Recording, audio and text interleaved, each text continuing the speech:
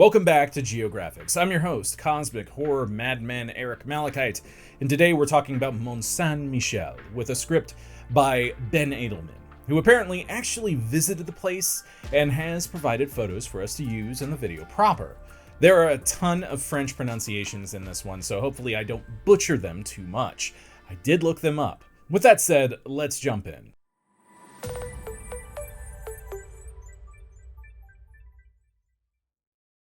Tucked away in a remote corner of France is one of the country's foremost national treasures, Mont-Saint-Michel, a splendid mixture of natural beauty and man-made ingenuity.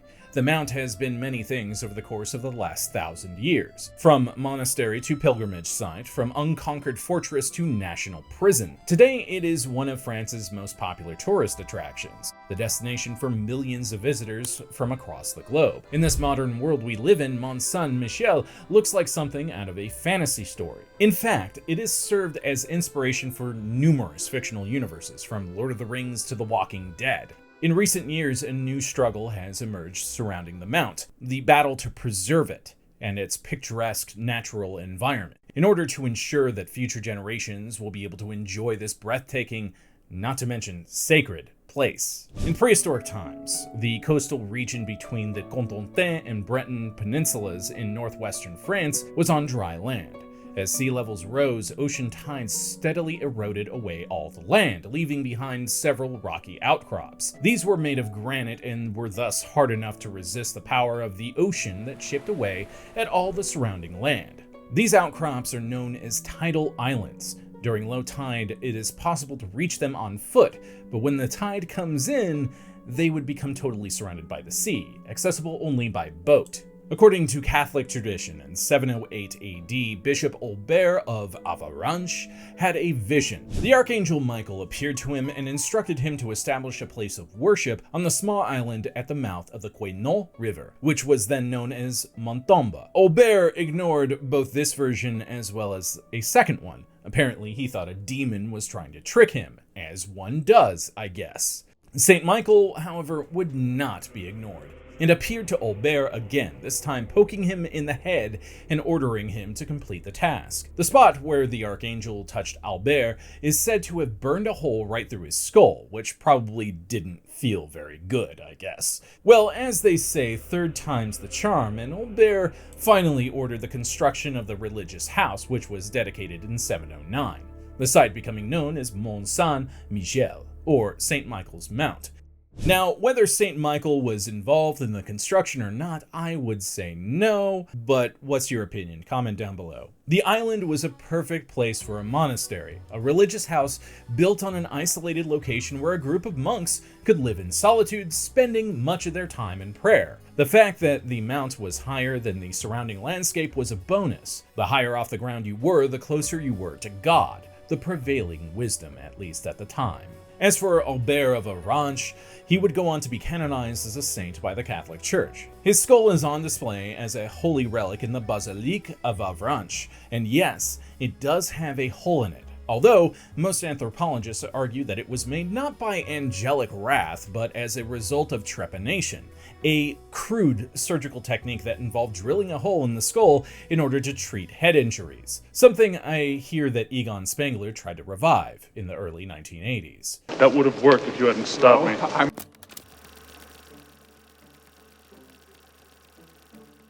Not long after the Mont-Saint-Michel was first dedicated, the French coastline came under attack by Viking raiders. In 911, no, not that one, the Viking leader Rollo signed a treaty with the King of West Francia that granted him a large tract of land. Huge tracts of land! The Duchy of Normandy, in exchange for swearing allegiance to the king and converting to Christianity. The Norman dukes wanted to solidify their power and prestige within Europe, and the best way to do that, besides war, was to attract religious pilgrims to holy sites within their territory. Somewhere around 1000 AD, the decision was made to replace the humble monastery buildings at Mont-Saint-Michel with a massive new abbey. The cross-shaped church, situated at the top of the island, was 80 meters long and 20 meters high, a huge building for the Middle Ages. This would have been a difficult building project in modern times, much less 1,000 years ago. Granite blocks were quarried from the nearby island of Chaussee to provide building materials. The blocks were shaped by a small army of stonemasons, highly skilled professionals whose unique tool marks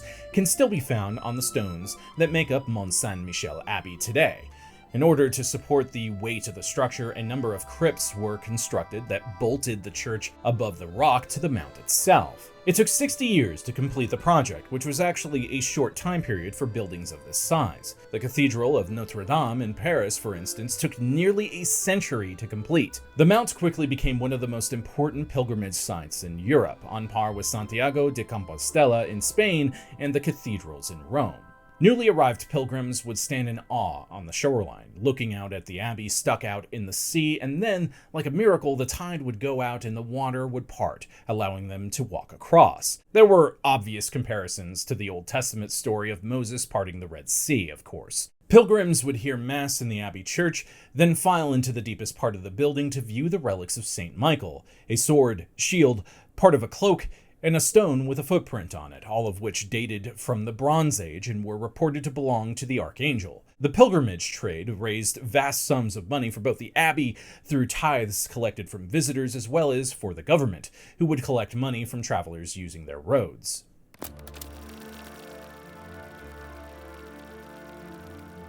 From its earliest days of occupation, anyone who looked at Mont-Saint-Michel could tell it was a formidable location to try and conquer. In 1204, during the French reconquest of Normandy from the English, the Duke of Brittany led an army to the mount and laid siege to it. Unable to breach the stone walls with his siege equipment, the Duke left after setting the mainland village on fire and massacring the inhabitants. The fire spread to the abbey and did significant damage. King Philip II, justifiably horrified at what his ally had done, gave the monks money to repair the damage and to add a significant new expansion on the mount's north side, known as Milve, or Wonder, although the pronunciation guide channel I use says it actually translates to marvel, so there you go. The mount underwent further construction at the end of the 14th century, with new ramparts and towers to turn the abbey into a fortress, and not too much time would pass before they would need them too. In 1415, English King Henry V invaded Normandy, and by 1429 the English controlled all of northern France, except for Mont-Saint-Michel. The mount remained in French hands, and its garrison conducted raids on nearby English-held towns in Normandy such as Bayeux and Avranches. The English needed to capture Mont-Saint-Michel to remove this thorn in their side. An army commanded by Thomas, Lord Scales, spent years unsuccessfully attempting to besiege the mount, which had thick walls and could only be approached by land twice a day, at low tide. The cannons of the period could not reach the walls unless they were put on the sand, which left them exposed to the tides and would often get them stuck in the soft ground. They couldn't even starve the defenders out, since the French were able to resupply the mount by sea during high tide. Scales eventually led an all-out assault on the mount in June 1434, during a period of particularly low tide. His cannons breached the walls, but the assault failed when the English ran out of time. The tide came back in, drowning hundreds of soldiers, and Scales was forced to retreat, abandoning his cannon, two of which are displayed inside of Mont-Saint-Michel today. The mount thus became famous as the only part of Normandy that the English couldn't conquer, which of course the monks put down to divine intervention, which makes sense since that was the business they were in.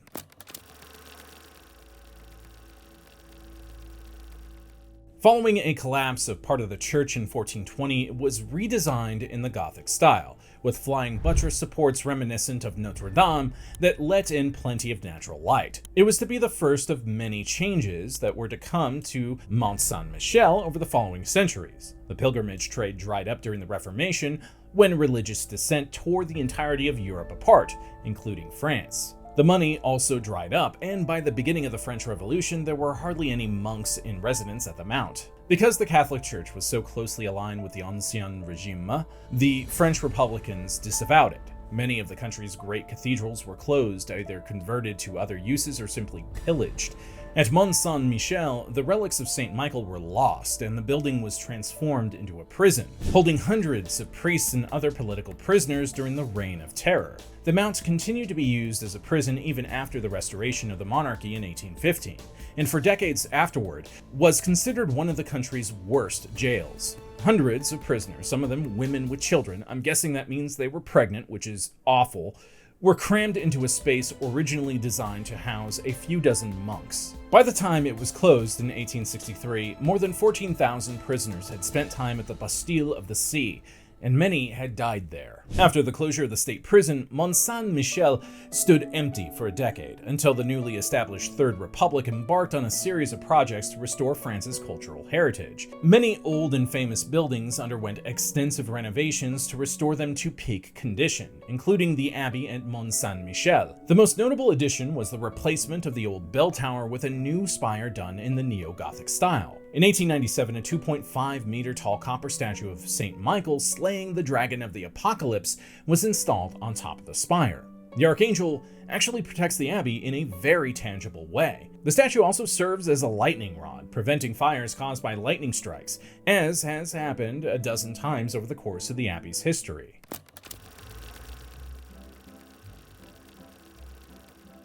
The restoration of Mont-Saint-Michel and other French cultural treasures occurred at the beginning of a new kind of pilgrimage: leisure tourism. The railroads had opened up vacation travel to even people of modest means, and an entire new industry situated around tourism sprouted up at sites all over Europe. Mont-Saint-Michel embraced the tourist trade wholeheartedly.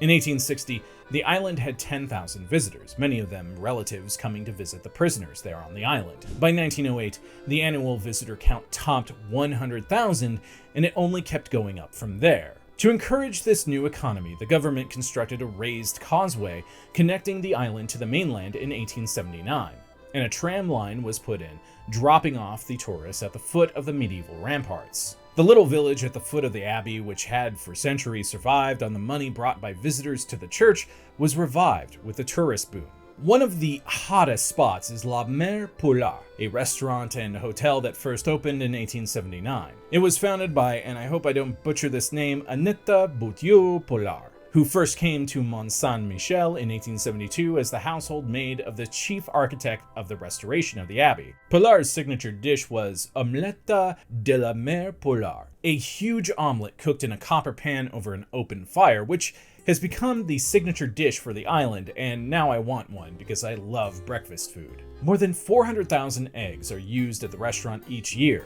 It's probably the most expensive omelet you'll ever eat, though. Ordering the signature dish at La Mer Polar will set you back a cool 45 euros. Another regional specialty dish is salt marsh lamb, which is the result of Mont-Saint-Michel Bay's unique geography, and it sounds really delicious. I love lamb.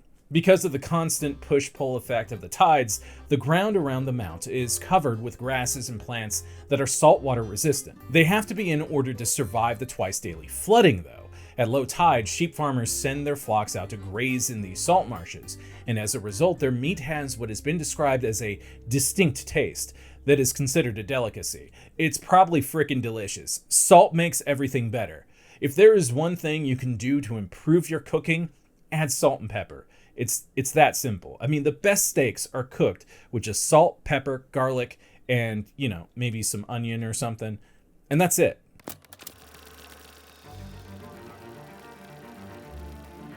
Like the rest of France, Mont-Saint-Michel was occupied by the Germans during World War II.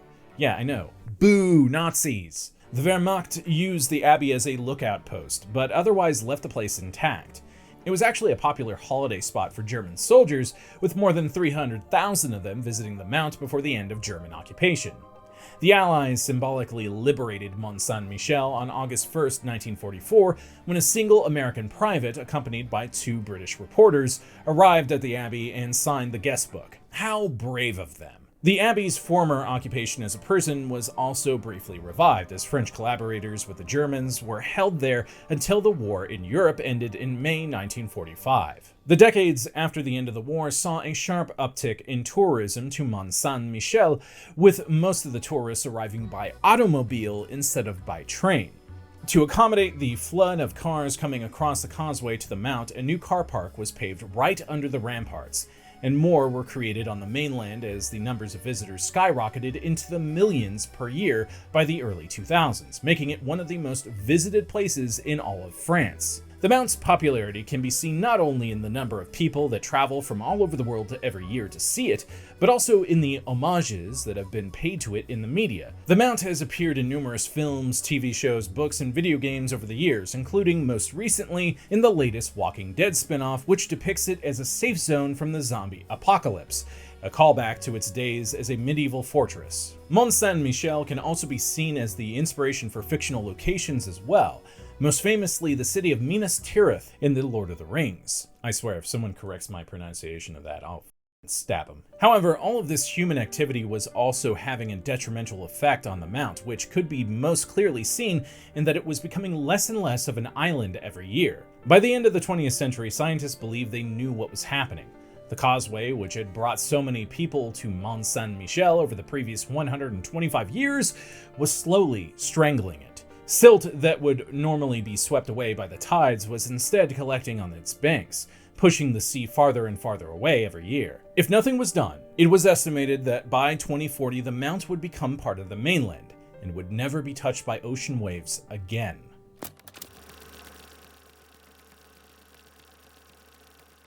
This time, it wasn't the buildings on Mont-Saint-Michel that needed to be restored, it was the natural landscape around it. In 2006, the French government announced plans to spend an estimated 200 million euros to restore Mont-Saint-Michel's maritime character.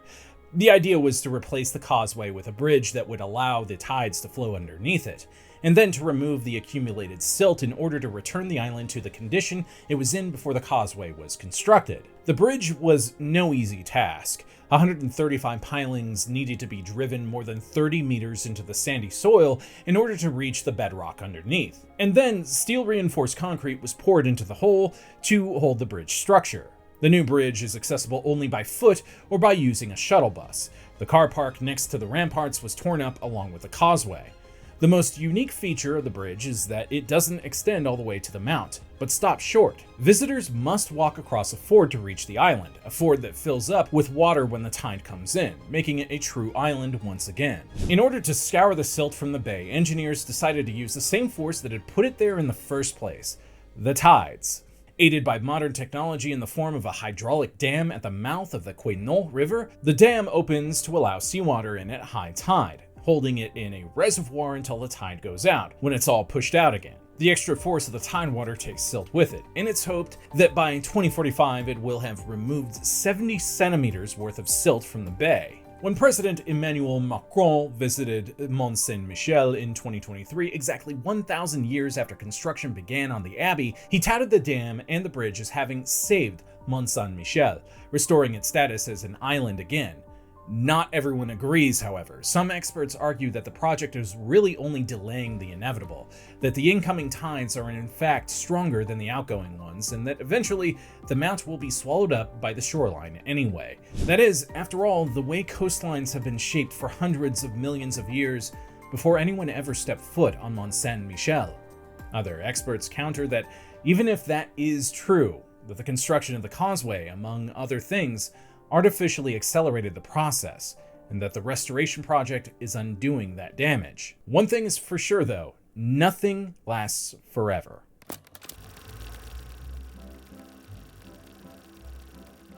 There is no longer a direct train route from Paris to Mont-Saint-Michel. The nearest station is in Caux, 120 kilometers away, so that visitors from the capital have to travel there by car or bus.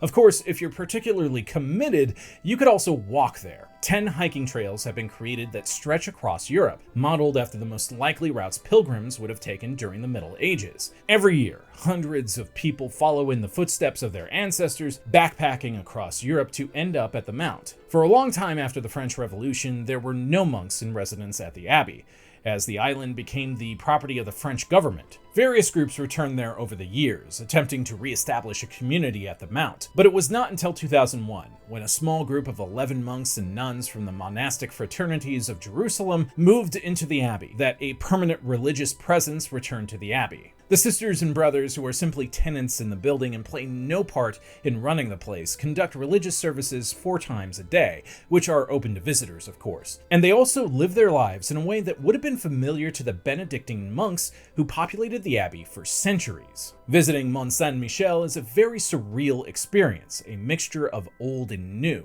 To get to the abbey at the top of the hill, tourists have to pass through a gauntlet of gaudy shops and restaurants on La Grande Rue, selling the same kinds of overpriced souvenirs, tickets to lurid museums, and subpar food that would fit right in with any other tourist spot in the world. The local merchants have taken full advantage of the isolated location, close quarters, and vast numbers of visitors to Mont-Saint-Michel.